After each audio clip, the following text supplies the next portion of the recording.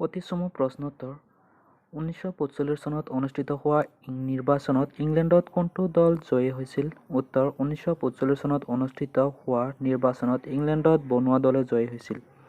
Number 2 cabinet mission ভাৰতলৈ কেতিয়া আহিছিল? উত্তৰ কেবিনেট মিছন 1946 চনৰ মাৰ্চ মাহত আহিছিল। 3 নম্বৰ সংবিধান সভাৰ সভাপতি কোন আছিল? উত্তৰ সংবিধান সভাৰ সভাপতি আছিল ড সচিদানন্দ সিংহ।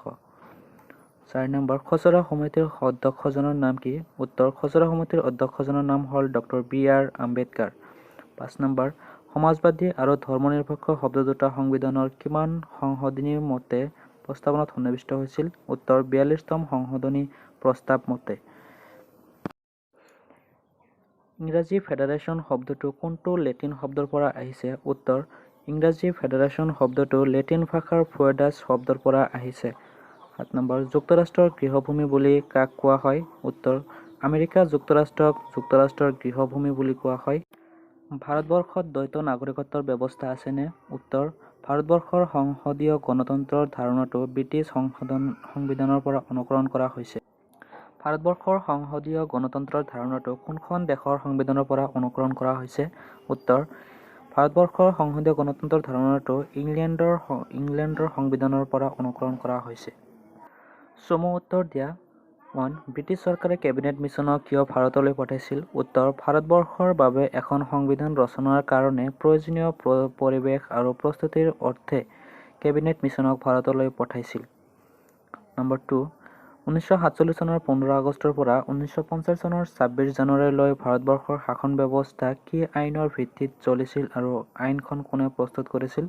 উত্তৰ 1935 চনৰ ভাৰত চৰকাৰ আইনৰ ভিত্তিত চলিছিল আৰু এই আইনখন ব্ৰিটিছ সংসদে প্ৰস্তুত কৰিছিল।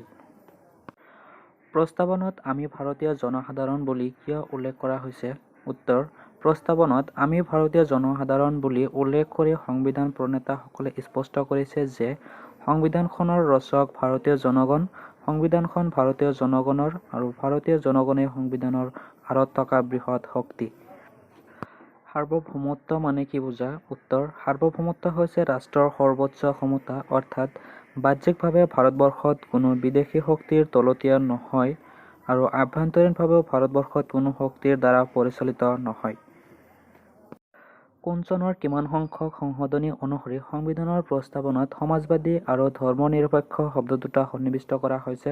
উত্তৰ 1976 চনৰ 18 ডিচেম্বৰ তাৰিখে হোৱা সংবিধানৰ 42তম সংবিধান সংশোধনৰ দ্বাৰা প্ৰস্তাৱনাত সমাজবাদী আৰু ধৰ্মনিৰপেক্ষ শব্দ দুটা সন্নিৱিষ্ট কৰা হৈছে। 6 অৰ্ধ যুক্তৰাষ্ট্ৰ কাক বোলে? উত্তৰ ভাৰতবৰ্ষৰ যুক্তৰাষ্ট্ৰৰ প্ৰকৃত চৰিত্ৰ অথবা বৈশিষ্ট্য বিশ্লেষণ কৰিলে দেখা যায় যে এখন যুক্তৰাষ্ট্ৰত থাকিবলগীয়া কেইবাটাও বৈশিষ্ট্য থকা স্বত্বেও আমাৰ ব্যৱস্থাটো প্ৰকৃত যুক্তৰাষ্ট্ৰীয় ব্যৱস্থা নহয়। ইয়াত এককেন্দ্ৰীয় চৰকাৰৰ বহুতো বৈশিষ্ট্য একাত্মক হৈ আছে। গতিকে যি সংবিধানত যুক্তৰাষ্ট্ৰৰ বৈশিষ্ট্যৰ লগতে একাত্মক বৈশিষ্ট্য দেখা যায় তাক অৰ্ধ যুক্তৰাষ্ট্ৰ বুলি কোৱা হয়।